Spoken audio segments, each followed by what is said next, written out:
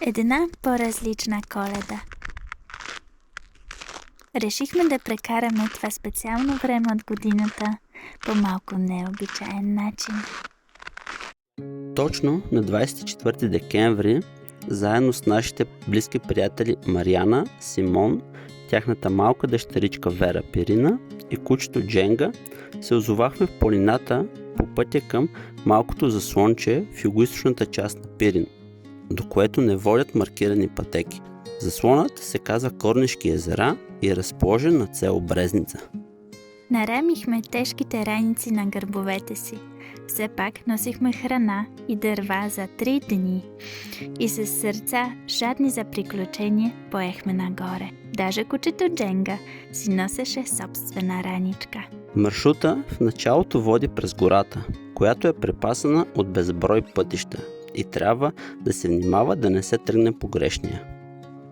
Когато излязохме над горския пояс, небето сияеше от светлината на залеза, а пред нас се откриха побелели върхове.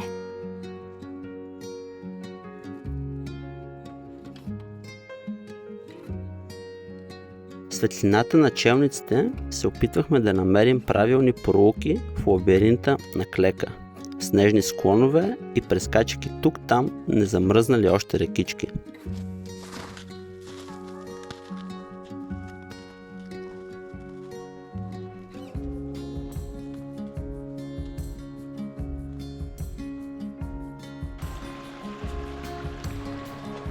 Най-накрая в далечината видяхме дълго очакваната гледка. Ето го, заслончето. С леки души и усмивки на червеният студа лица преминахме последните метри. Никой от нас не е идвал тук преди и не знаехме какво да очакваме. Отворихме вратата и се озовахме вътре. Веднага се насочихме към печката, за да запалим огън и да стоплим стаята. Особено за малката Вера. Печката започна много да пуши, така че се качих на комина и успях да отпуша с помощта на щеката. В заслона бързо стана топло и приятно, а ние почнахме подготовка за бъдни вечер. От раниците извадихме домашна баница с праси булгур, тиквеник, хляб, сварихме и бульон с сушени зеленчуци. Канчета напълнихме с билков чай, който ни сгря душите. Преди да легнем, излязохме отвън да нарадваме очите си с гледки към звездното небе. Беше новолуние и никаква светлина не пречеше на звездите. Небето беше невероятно.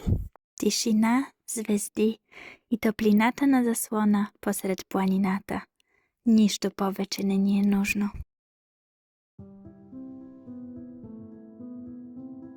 Сутринта ни посрещна с един прекрасен изгрев, точно отпред на заслона.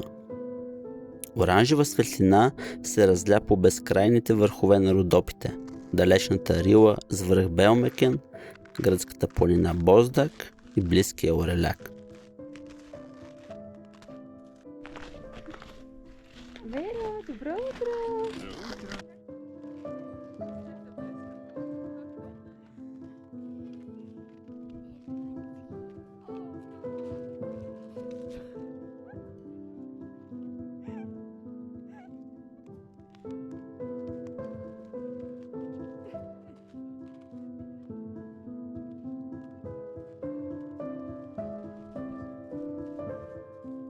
Светлината на деня видяхме извисяващите се над заслона снежни върхове. Те веднага събудиха в нас голям интерес.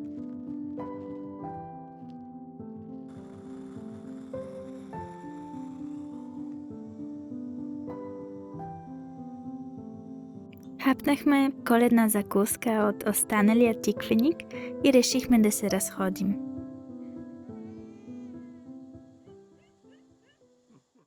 Първо, срамежливо, до Корнишко езеро.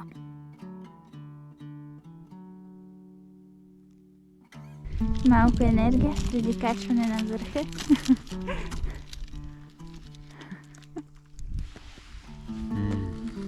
Оттам сърцата ни грабна един красив ръб, водещ до върха Хлевен, Янузов рид.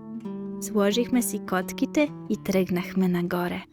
Оттам линия, водеща по ръба, се оказа изключително привлекателна. Първо, през недостатъчно покрит с сняг лек. След това ни очаква няколко участъка за катерване през скаличките.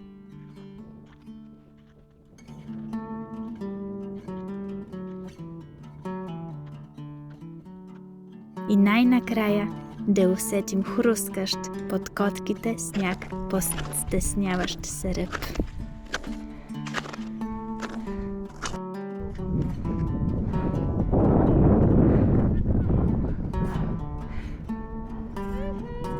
Качихме се на безимен връх между Хлевен и Демирчал.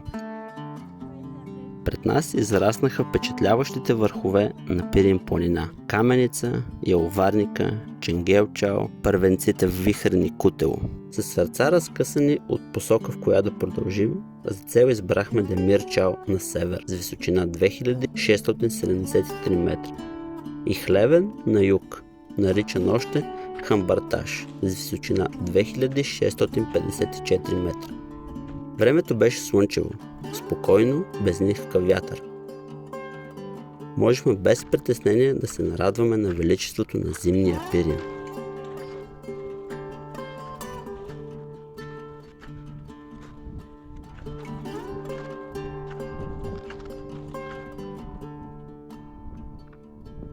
Обратно до Заслона слязохме по залез слънце, пак с гледки към Родопите, обгърнати от розовите лъчи.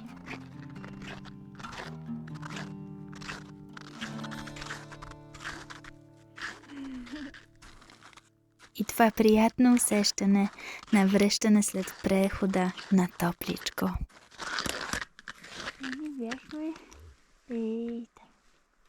Тази вечер главният готвач беше Симон, който разпредели задачи за подготовка на кускуза по-марокански. В заслона се носеше миризмата на подправки, зеленчуци и истински уют.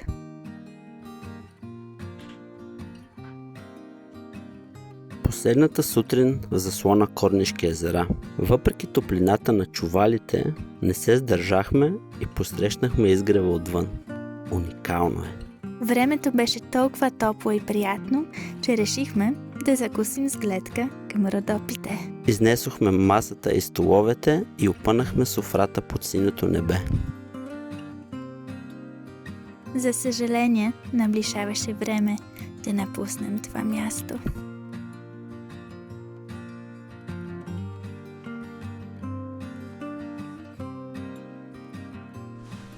Веркош, какво време, войчета Ян?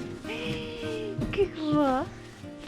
Нарязахме дърва, които оставихме за следващите посетители на заслона. Почистихме, оставихме газ, сложихме въженце на вратата и оставихме заслона даже по-хубав от това, което сме заваряли.